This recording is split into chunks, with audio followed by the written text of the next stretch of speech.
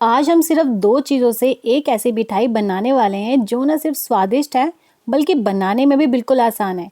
बस थोड़ा सा दूध और ब्रेड का एक नया ट्विस्ट और तैयार है एकदम परफेक्ट बर्फी। आप सोच रहे होंगे सिर्फ दो चीज़ों से मिठाई कैसे?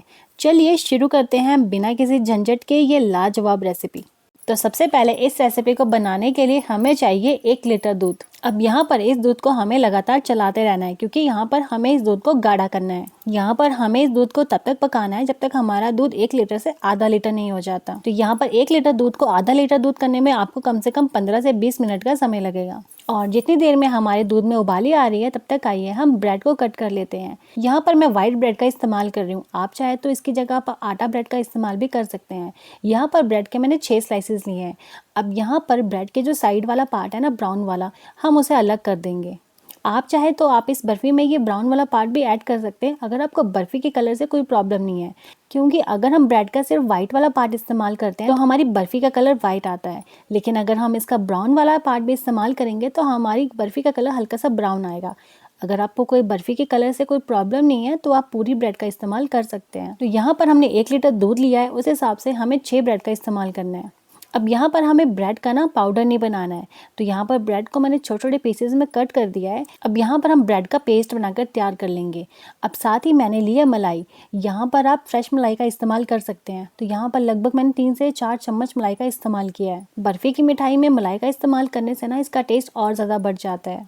तो यहाँ पर मैंने इसमें मलाई ऐड की है और ब्रेड के पीसेस ऐड किए हैं और साथ ही थोड़ा सा ना दूध भी ऐड किया है। आपको इसमें इतना दूध ऐड करना है जिससे हमारी ब्रेड का ना एक फाइन पेस्ट बनकर तैयार हो जाएगा।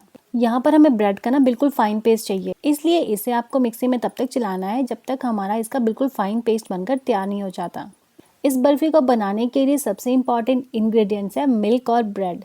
बाकी चीनी हम सबके घर पे होती है, इसमें चीनी का इस्तेमाल होगा। और बर्फ़ी बन जाने के बाद हम इसे ड्राई फ्रूट्स के साथ गार्निश करेंगे। अब यहाँ पर आप देख सकते हैं कि हमारी ब्रेड का ना बिल्कुल फाइन पेस्ट बनकर तैयार हो गया है। आपको भी इसी तरीके से बिल्कुल इसका फाइन पेस्ट बनाकर तैयार करना है। इस बर्फ़ी को बनाने में ना वैसे मैदे का इस्तेमाल होता है, लेकिन आप सभी को पता ही है कि ब्रेड भी एक मैदा ही होता है, इसलिए हम इसे ब्रेड की फॉर्म में इस बर्फ़ी में इस्तेमाल कर रहे हैं।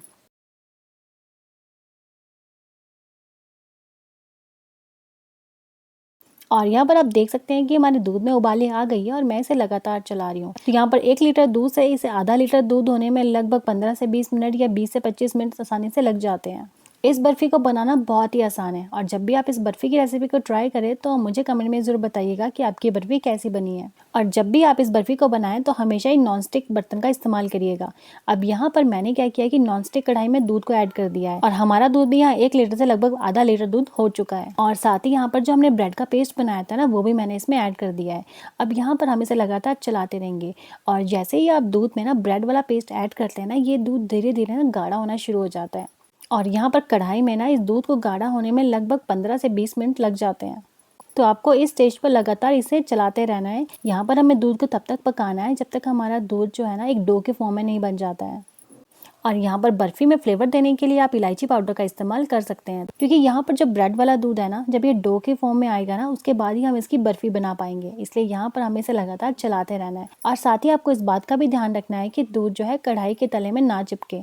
अब यहाँ पर आप धीरे धीरे देख पा रहे होंगे ना कि हर स्टेज पर हमारा जो दूध है ना वो गाढ़ा होना शुरू हो गया है और धीरे धीरे ये डो के फॉर्म में बन जाएगा। और यही सबसे पेशेंस वाला काम होता है बर्फ़ी बनाते हुए। जब आपका दूध इस स्टेज तक गाढ़ा हो जाए ना, उसके बाद यहाँ पर हम इसमें 1 चम्मच घी ऐड करेंगे।